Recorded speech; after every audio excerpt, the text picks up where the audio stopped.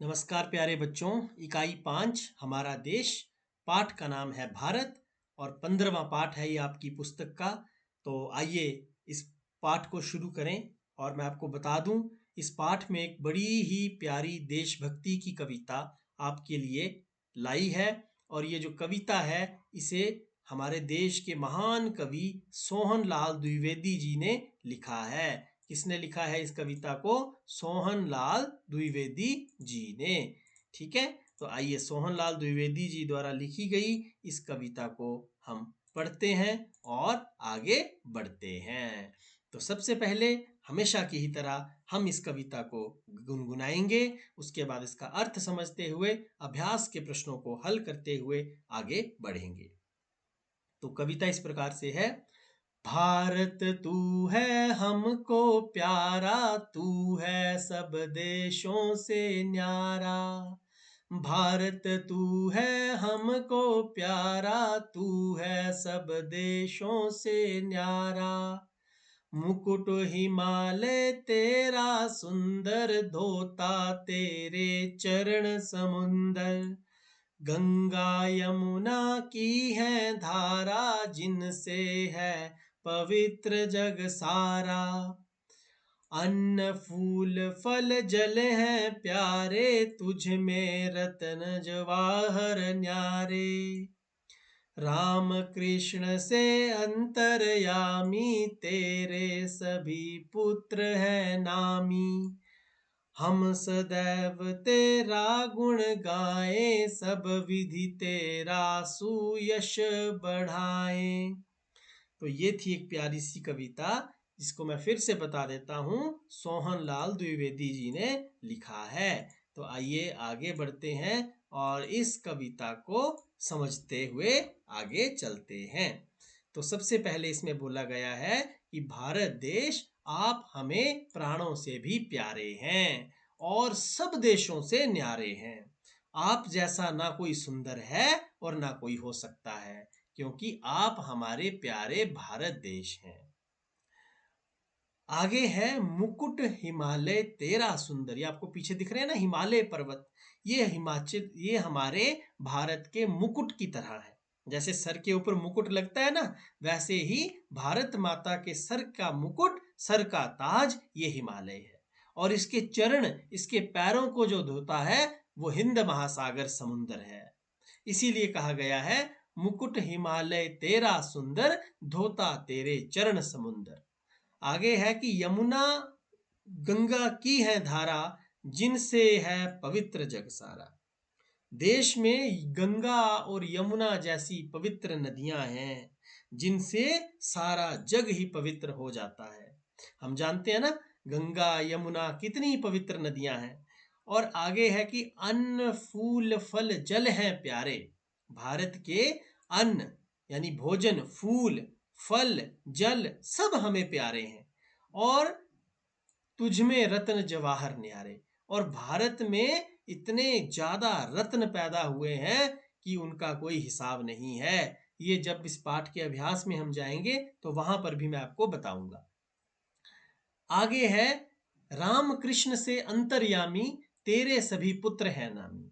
यानी भारत के पुत्रों में राम कृष्ण, स्वामी विवेकानंद, दयानंद सरस्वती, रामकृष्ण, इस तरह के महान व्यक्तियों के नाम आते हैं। और ये सभी के सभी भारत के पुत्र जो हैं वो नामी हैं, अंतर्यामी हैं। यानी इनका नाम पूरी दुनिया में बड़े सम्मान, बड़े प्रेम के साथ लिया जाता है।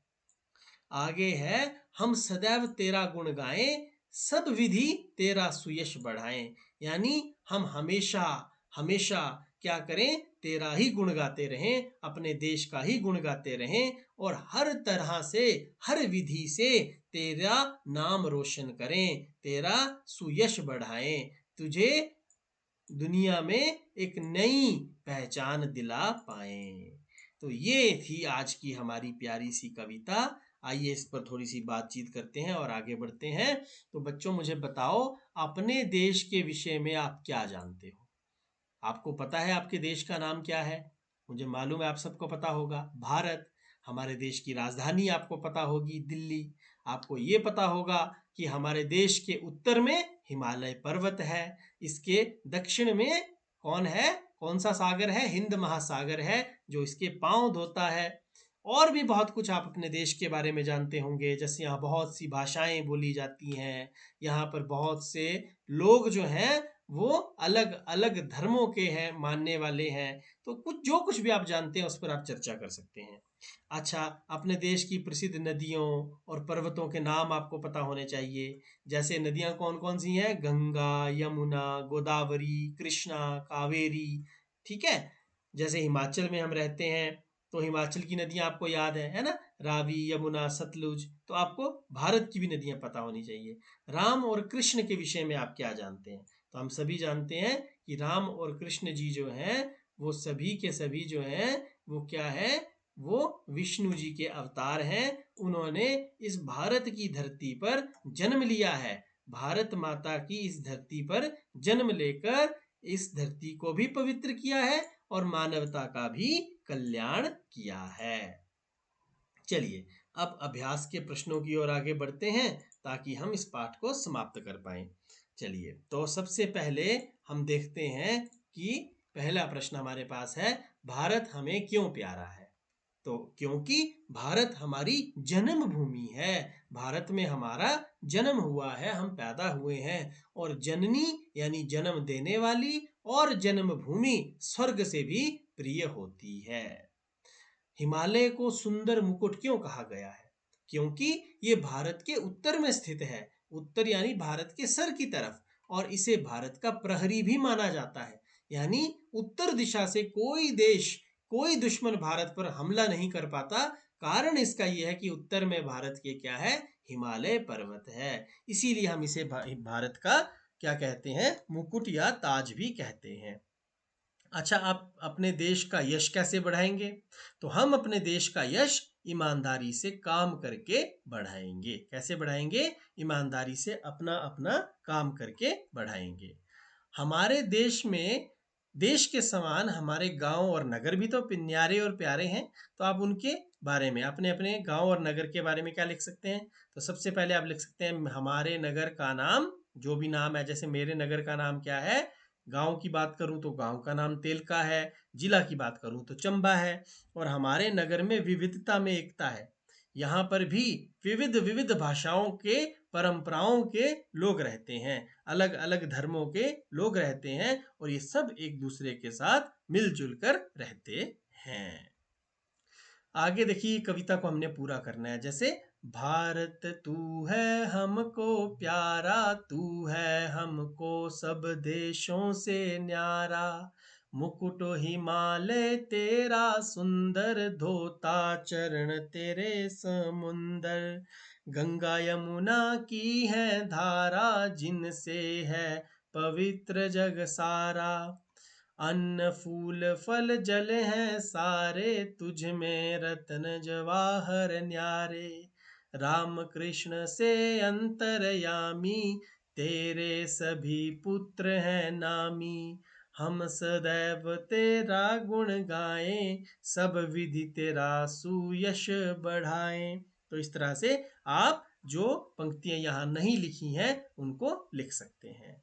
अब प्यारा की ध्वनि वाला शब्द, यानी प्यारा का तुकांत हुआ न्यारा, प्यारा का न्यारा। तो सुंदर का समुंदर, न्यारे का प्यारे, बढ़ाएं का गाएं, धारा का सारा, अंतर्यामी का नामी। बहुत बढ़िया। अब देखिए, यहां पर भी समान ध्वनि वाले शब्द ये हैं और कविता को पूरा करने को कहा गया है। जैसे, देश की माटी देश की धूल, खिलते रंग बिरंगे फूल, अपने देश का है विशेष अभिमान, मिलकर इसका रखें मान, जिसके हम गाएं गुणगान, वह भारत है महान। तो देखिए बन रहा है ना तुकांत। देखिए, देश की माटी देश की धूल, खिलते रंग बिरंगे फूल, तो धूल से मिल गया फूल, अपने देश का है विशेष अभिमान, मिलकर इसका रखें मान। ठीक है, जिसके हम गाएं गुणगान, वह भारत देश महान। कविता में आए शब्दों पर अब घेरा लगाना है। जैसे, भारत आया है, समुंदर आया है, सुंदर आया है, जवाहर आया है, मुकुट आया है, धारा आया है, फूल आया है, और सारा आया है, फल आया है, गंगा आया है। ये सारे शब्द आए हैं, तो इन सब शब्दों को आप घेरा लगा सकते हैं। अब देखिए यहाँ पर क्या है, फल के दो अर्थ हैं। एक तो आ गया फल जो हम खाते हैं, दूसरा परिणाम, जैसे मेहनत का फल मीठा होता है। तो वैसे ही जल से भी एक तो बन जाएगा ये वाला पानी, और दूसरा जल बन जाएगा ये वाला जलना। अब ऐसे ही जग से एक तो बनेगा ये वाला संसार, और दूसरा बन जाएगा जग से जागना, जैसे मैं सुबह जल्दी जग जाता हूं। इन वाक्यों के अर्थ वाली पंक्तियां कविताओं से ढूंढ कर लिखनी है। जैसे भारत सब देशों से भिन्न है, मतलब तू है सब देशों से न्यारा।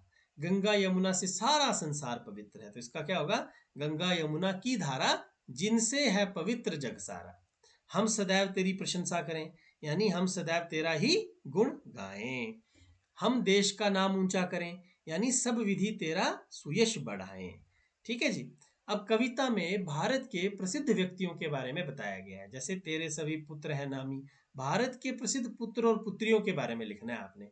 जैसे रानी लक्ष्मीबाई, सरोजनी नायडू, सावित्रीबाई फूले, कस्तूरबा गांधी। तो रानी लक्ष्मीबाई हम जानते हैं ना, खूब लड़ी मर्दानी, वो तो झांसी वाली रानी थी जिन्होंने अंग्रेजों के खिलाफ लड़ाई लड़ी। सरोजनी नायडू भारत की एक ऐसी महान स्वतंत्रता सेनानी जिन्होंने स्वतंत्रता के बाद भी भारत का कई जगह पर प्रतिनिधित्व किया। सावित्रीबाई फूले भारत की पहली महिला शिक्षक, है ना। कस्तूरबा गांधी जो कि महात्मा गांधी जी की पत्नी भी थी, और पूरे देश में महिला स्वतंत्रता सेनानियों का प्रतिनिधित्व भी करती थी। अगर भारत के पुत्रों की बात करें तो स्वामी विवेकानंद, भगत सिंह, सुभाष चंद्र बोस और महात्मा गांधी, जिन्हें बापू या राष्ट्रपिता कहते हैं। सुभाष चंद्र बोस जिन्हें पूरे देश में प्यार से नेताजी कहा जाता है। भगत सिंह जिन्हें शहीद आजम कहा जाता है। और स्वामी विवेकानंद जिन्हें आधुनिक भारत का निर्माता या आधुनिक भारत के निर्माण की श्रेय दिया जाता है। अब देखिए मैंने रत्नों की बात की थी, तो रत्न होते हैं मूल्यवान पत्थर, छोटे से टुकड़े, जैसे हीरा, मोती, नीलम, पन्ना, मूंगा, माणिक। आपने बहुत से लोगों को इनसे बने आभूषण भी पहने देखे होंगे। हीरा तो बहुत बहुत ज्यादा महंगा है, तो ये तो कम लोगों के पास दिखता है, लेकिन मोतियों की माला आपने देखी होगी पहनी हुई, नीलम की अंगूठी पहनते हैं, पन्ना अंगूठी में पहनते हैं, मूंगा अंगूठी में पहनते हैं, और माणिक भी अंगूठी में पहनते हैं। अब देखिए आप यदि कागज को कुछ इस तरह से काटेंगे ना, जैसे यहाँ दिखाया गया है, पहले तो चित्र बनाइए इस तरीके का, फिर उसको कैंची से ऐसे काट दीजिए, ऐसे करके जोड़ दीजिए, एक ऐसे करके पीले रंग की कागज काट के उस पर रंग भर दीजिए, उस पर इस तरीके के सुंदर सुंदर चिन्ह बना दीजिए, और उसको नीचे इसके लगा दीजिए, और फिर जब आप पीछे से इसका से बंद करेंगे ना, तो देखो सुंदर सा मुकुट बन गया है। तो ये मुकुट आपने बना करके जरूर अपने गुरुजी को दिखाना है, ठीक है। अब इसके बाद यहाँ आपने भारत के राष्ट्रीय ध्वज तिरंगे का चित्र बनाना है और उसमें रंग भरना है, ठीक है। अब पहेलियों की बात करते हैं जाते जाते। तो उत्तर में रखवाली करता, यही से समझ गए होंगे आप कौन करता है भारत की उत्तर में रखवाली। खड़ा रहता सदा ही मौन, चुपचाप खड़ा रहता है, बात नहीं करता है। बोलो भैया बोलो बहना, भारत का वह रक्षक कौन, तो कौन है वो, हिमालय। अब देखो दो आंखों के ऊपर आंखें, आंखों में से आंखें झांके। अब आपकी आंखों पे कौन सी दो आंखें बैठी होती हैं जिनमें से आपकी आंखें दिखती हैं, बिल्कुल सही, ऐनक। तो इसी के साथ प्यारे बच्चों ये पाठ हमारा यहाँ समाप्त होता है। आपको समझ आ गया होगा, यदि आपने कुछ पूछना है तो आप पूछ सकते हैं।